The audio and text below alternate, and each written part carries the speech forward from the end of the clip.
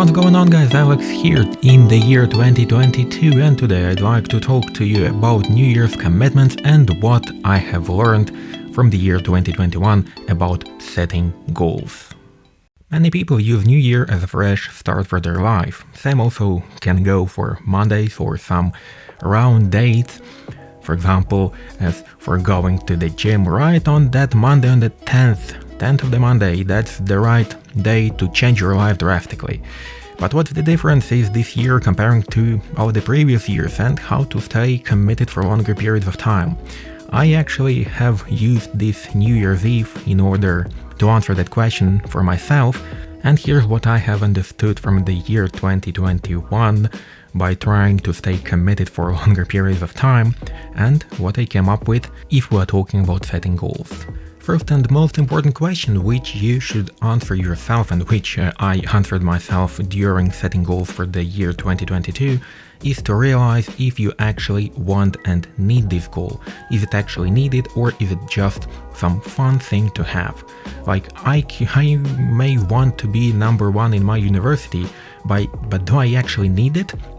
I can stay committed for longer periods of time, but how it will impact on my other spheres of life? Like understanding of both pluses and minuses of this goal if you stay committed. And that's the most important thing. And also one of the most important things is whether will it benefit your health, your relationship, your studies, your work, etc., etc. Like, it's really important to understand, is it something you really want and you really need? The next thing, if we're talking about commitments, is pretty obvious, to be honest. And many people understand that, okay, I get that, but they don't follow it at all. And it is that it is not mandatory to start something new, to start changing your life on the 1st of January, on Monday, or on some round date, like 10th of, January, February, and so on. I have using this method, I will start on Monday, I will start precisely on this date, I like this date, I just want it to be nice. But no, the thing is that if you want to change something, you should start right now. If you want to start doing something, if you want to start to quit something or to start something new, start right now.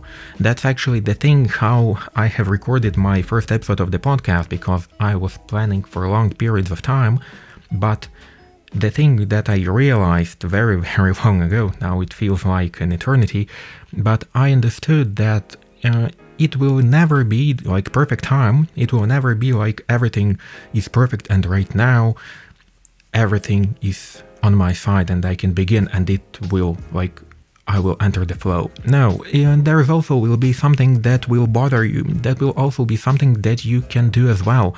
There will be always something you can procrastinate with. And the thing is that there is not a perfect time to start something. The perfect time, there is one proverb, the perfect time to start something was yesterday, and the next perfect time to start something is right now. And to be honest, I really like this type of thinking, and I have used that during this semester at my university, because if you may or you may not know, in Latvia we have summer break of something about 3 months. June is fully dedicated towards exams, and July and August are completely study free, at least in my university. And the thing is that you have 2 months of study break, and you're working, you're enjoying company of your friends, and so on and so on. But the problem is that it eventually ends, and that step from the 31st of August to the 1st of September, when you really need to study and you really need to dedicate all of your time and energy towards studies, when just 1 or 2 days ago you were enjoying yourself by doing something you really liked, and sometimes it also was like doing nothing. But the thing is that you should change it right now. You should change your behavior, and I understood that I should change my behavior very drastically, and that was not an option to start on a round date, on the 10th of September, to start next Monday, and so on. No, I should begin to study and I should begin to dedicate all of my time and energy towards studies right now. And that's when I understood that actually there will be no perfect time, and if you want something, you should begin right now. And New Year's Eve is just a perfect opportunity when everybody is doing so. And so from the social perspective, if everyone is doing so, you most likely are going to set plans for the New Year as well. You're going to think about that, and as soon as you have set your plans, like, start completing them like right away. Don't wait for the perfect time to begin. The next important thing, which I also understood year 2021 was very productive for me in that way, is that setting realistic goals is very important. Is the most important thing, because you might set the goal to be a millionaire to the 2nd of January, but it's not realistic. You cannot objectively make it, and that's very important, because you want to stay committed for longer periods of time, because you can go to the gym every single day for like week, 2 weeks, 3 weeks, a month maybe, but in the long run you will burn out eventually. Not the same burnout as with work or something else, but you will just hate going to the gym. And start setting realistic goals, like, I want to start going to the gym, at least. So, and that's important. And also the next thing which comes from the setting realistic goals is also to make it short. There is no need to describe your goals like in a long way. It's not a business project. Describe the main goal like in a one sentence as short as possible, like, start going to the gym, and that's enough. And the next thing which comes also from the setting realistic goals is to have a plan on how to achieve it. And right here you can express yourself, and I expressed myself in a very creative ways. I have written down a very impressive, for me at least, plan about how I'm going to achieve these goals. And that's really important, because I have understood also, but not from achieving like some actually big goals, but from simple studies. That, for example, if you are going, my personal example, that when I was planning on passing on an exam, as always, I understood that the subject was pretty complicated. And the thing is that if you begin from like knowing almost nothing about the subject to the exam when you need to know a lot, almost everything, to get a good grade and to pass and to get a good grade, the thing is that you need to achieve this goal. But if your goal is from knowing nothing to knowing everything, you don't have a plan how to achieve it. And that's why my option and the thing how I actually complete these tasks and complete these plans is dividing these tasks and these goals into sub-goals. For example, the same example with the university course I took, I divided it into subjects, like which subject I need to complete in order to pass an exam. I have written down them all. After that, I have written down how much time and when I'm going to dedicate towards it. And of course, let's return to the previous point about setting realistic goals, because I could write that complete listening the 1.5 hour lecture in 20 minutes. In theory, it's realistic, like 7x, 8x speed, and here you go. But I won't understand anything, that would be really useless. That's why setting realistic goals and having a decent plan is very important for long-time commitment. The next thing, and which I have also mentioned before, is dividing these goals and these plans into a realistic timeline. As I said before, you can set that you will complete some task in like 5-10 minutes, but let's be honest with yourself, at least you won't be able to manage that, and that's actually the problem. And that's why I'd say that there is no need to hurry you up into something, because in most cases you will struggle to achieve it. And that's why I have found out that there is a very nice method, I don't know the name of it, but I have heard, I suppose I have heard about it somewhere, but the thing is that you need to set up a buffer timer between your tasks. Let me make an example. For example, I am planning on completing like 10 pages of my university book in 1 hour. And straight after that, I'm planning on completing 10 pages of another university course, university book, in another hour. But in order to have some time, because I suppose, and everyone understands that it won't be an option in most cases to finish in precisely in this 1 hour. And that's why I set up a buffer timer depending on the subject, depending on what I'm doing, of something from 15 to 1 hour time of buffer time in order to finish completing things or to have it as a free time. I understand that you need to have a free time, and also you need to understand that your tasks will not always go as planned. And that's why this buffer time really helps, and it makes setting these goals and completing them more realistically. The next thing, also very important, is to make it slow. I have understood that from personal experience from going to the gym, when I decided that I will visit gym regularly, like every single day. And that was an option, because the gym was open 24 hours a day, every single day, like 7 days a week. But the problem is that I have not visited the gym at all before.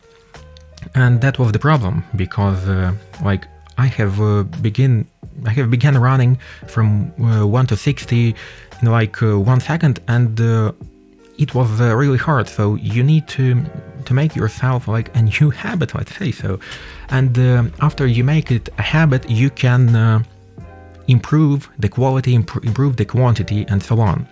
For the next example, also very actual for me, is that there is no need to make yourself into hard diet the next day after eating only junk food or other stress food.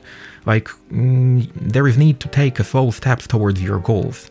And if you're going to make these slow steps, there won't be such results as a person who will run straight away. But in the long run, you will stay committed for longer periods of time. And to be honest, I find it more important than quick results. And that's actually a very big problem in medicine about long run and short run. For example, many patients don't use some of their medications if they don't see right now quick results. That goes for cardiology, for example, where patients have a very high cardiovascular risk, but they don't feel better after taking this pill. But this pill actually prolongs their life and lowers their cardiovascular risk. But this pill costs money, and that's why people stop using it and start using and continue using only the pills which help them to relieve the pain. For example, if we are talking about some chest pain and so on. And here can be applied as well, because you need to start slow and you need to stay committed for longer periods of time. And actually the thing how these patients actually continue using these pills in order to prolong their life and lower the cardiovascular risks for them is making using these pills as a habit. They get used to using these pills, and they're not thinking about that that they need these pills in order to and so on and so on. They simply make it a habit. And if we're talking about achieving some of the goals, and most of the goals are like achieving something or making a new habit, that's also important, make a new habit, and in order not to force you to think about that permanently. The same also goes for me with the same gym. I got used that if I have a free time, spare 3 hours, I will go to the gym because that's right now my habit. And the only thing why I don't go to the gym on a regular basis is because my schedule isn't constant, because my working hours are 24-hour shifts mostly, and also because my studies are divided into rotations, as I mentioned in the podcast before, and that's why that's actually pretty hard to plan something in the long run. But right now I have this habit and I'm pretty happy with it. The only thing I wish is that that I could make more time in order to go to the same gym and or to have some time to relax. But that's the whole other story. The next point, if we're talking about commitments and goals, is to make completing these goals fun, entertaining, and pleasant thing to do. One of the things which I have found out as a very interesting and entertaining thing on how to start running is the application Run Zombies. If you don't know what it is, it's actually an application for running which tracks your run, but also it makes you running a game. So you need to complete some of the tasks, you have some achievements, and these achievements are made into the game. And that's why that makes it fun, it makes running entertaining, because running is a really pretty hard cardio exercise, and this application makes this hard cardio exercise fun by simply transferring it into game.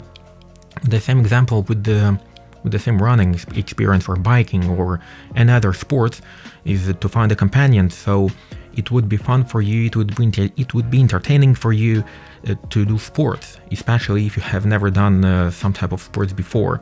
And this really important in order to the long run, as I mentioned before. Also, if you're talking about my personal experience, September 2021, almost 3 months of study break, and I should begin study very intensively, straight away. And that meant that I needed to spend lots of time by my desks, and so I have made my desk much nicer place to be at by buying a nice keyboard, which I really enjoy typing on, buying a new mousepad.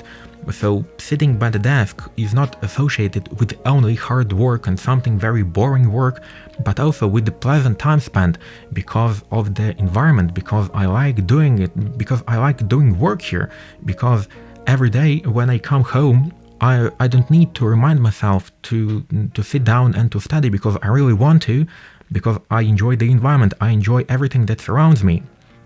And that also can be done by simply reducing friction to do something. That also I have implemented in my life.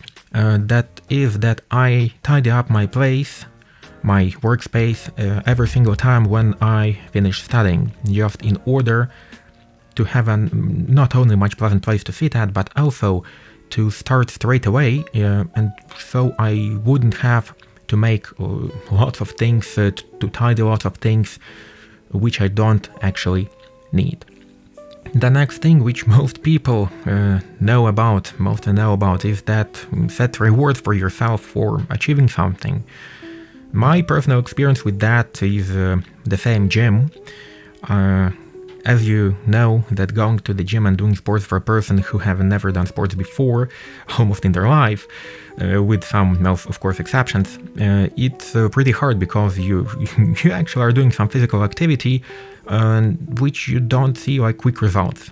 You will see it in the long run, but right now, straight after the training, you don't see anything, and that's why you need to reward yourself. The same thing is with the training dog. And the thing which I have found out for myself is that using protein, like protein shakes, really helps me, and this is my reward from for a long time actually. And this protein doesn't have very much of a practical use if you're talking about rating metabolism and so on and so on. Of course it helps, but it's not so essential straight after the gym, because the protein absorbs for long periods of time and other nutrition stuff. But the thing is that it's a reward ring for a hard work, for a training, and that's why I tend to visit gym more often, simply because I get rewards after, even despite the fact that I have bought this reward only an hour or an hour and a half ago.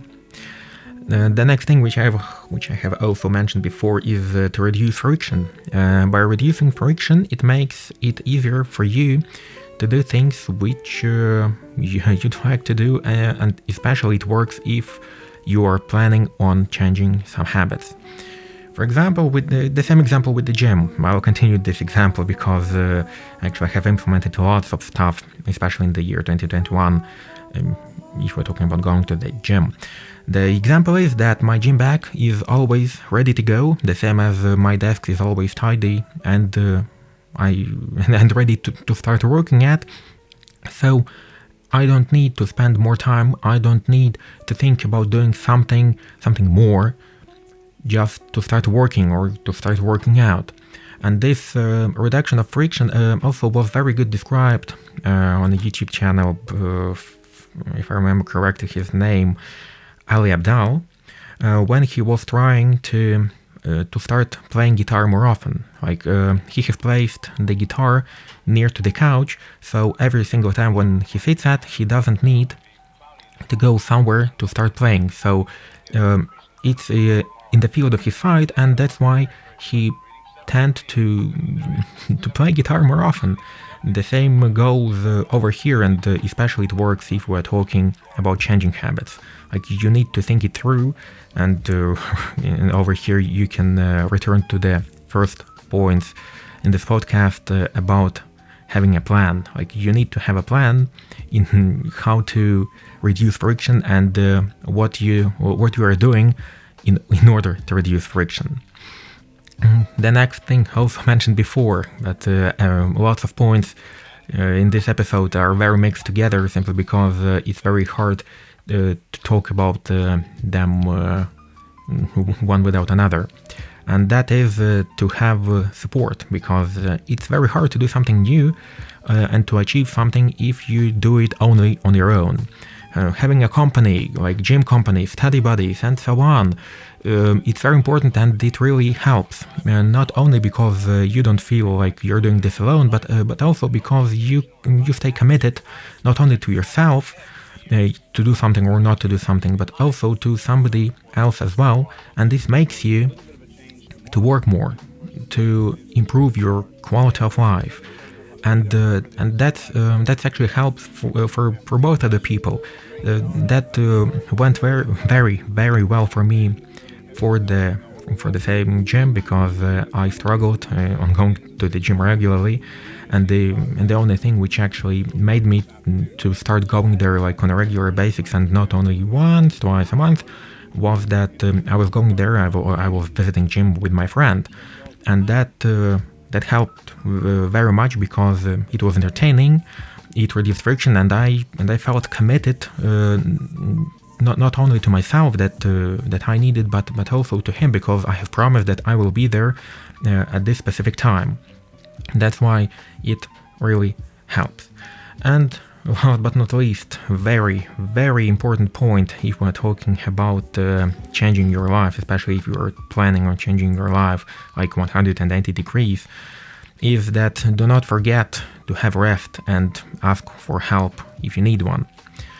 Here also the same example with the gym, that person who has never visited gym before struggles to understand how to work out, where to work out, how all of it works, what he should do, what he or she shouldn't do. And that was the problem, because like you understand that you don't know it, but the next thought is like, I can make it, I can understand on my own. But asking for help, it's nothing criminal. And here it's very important for you to stay committed in order for you to stay interested, because if you don't understand things, there is a very low probability that you will stay interested for long periods of time.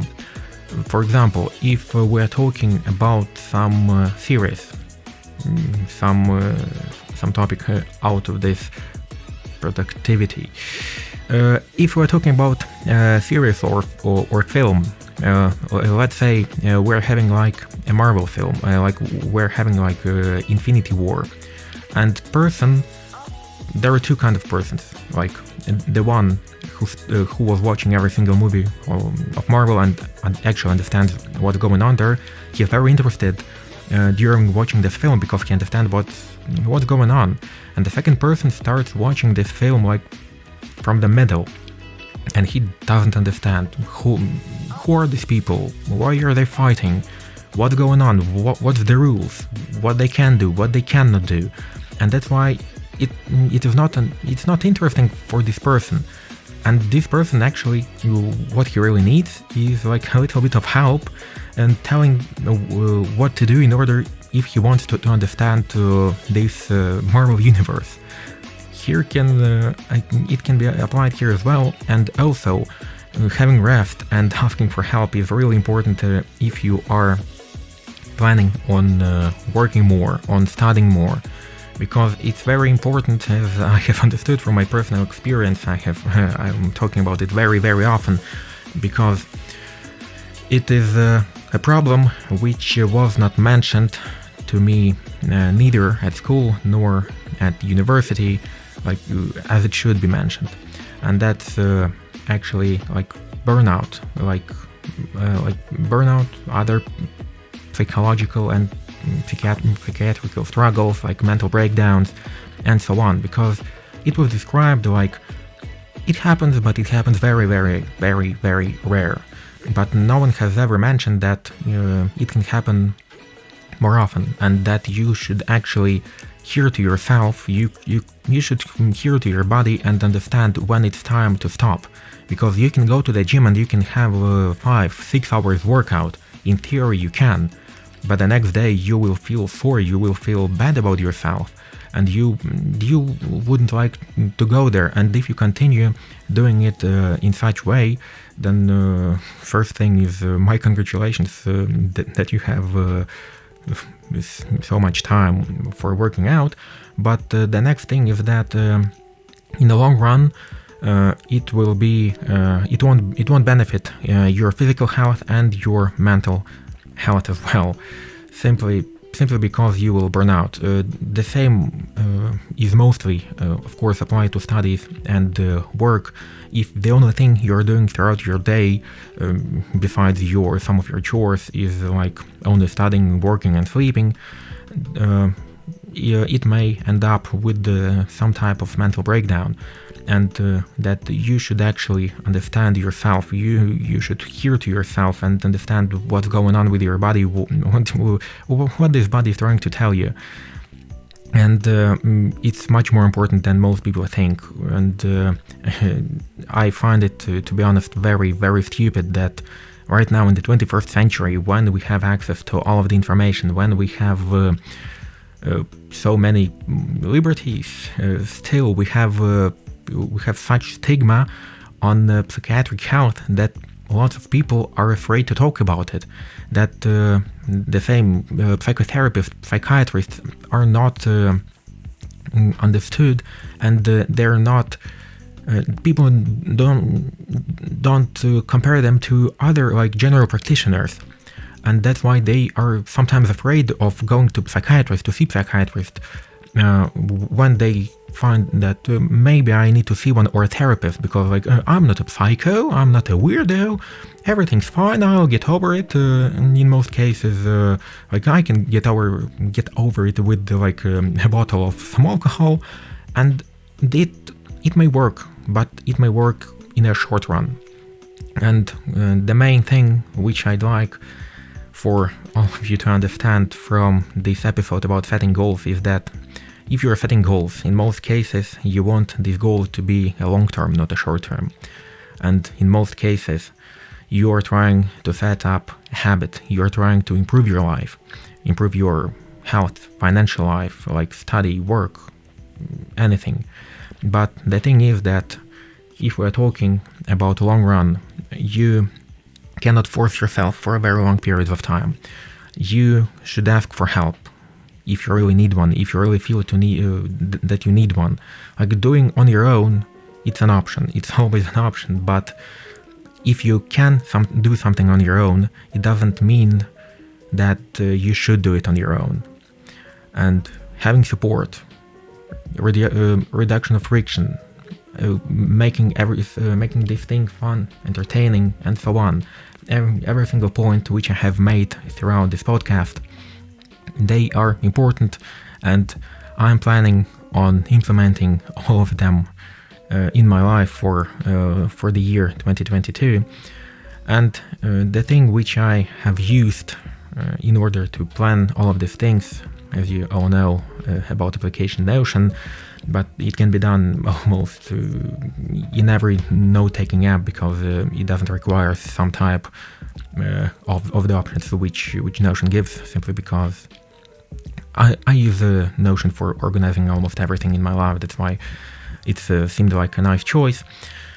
But I am using Notion and I write over here my plans for the 2022, my goals for the 2022, divided into quarters, into 4 quarters, what I plan on doing, and I don't have like a long list. This list actually consists of 3 points for each quarter, and each of these points is divided into many sub-points, and all of these sub-points, like, they are actually like a plan on how to achieve it. Like, I have made it simple in order for me to understand what should I do next in order to achieve it right now. And it's also divided into time zones.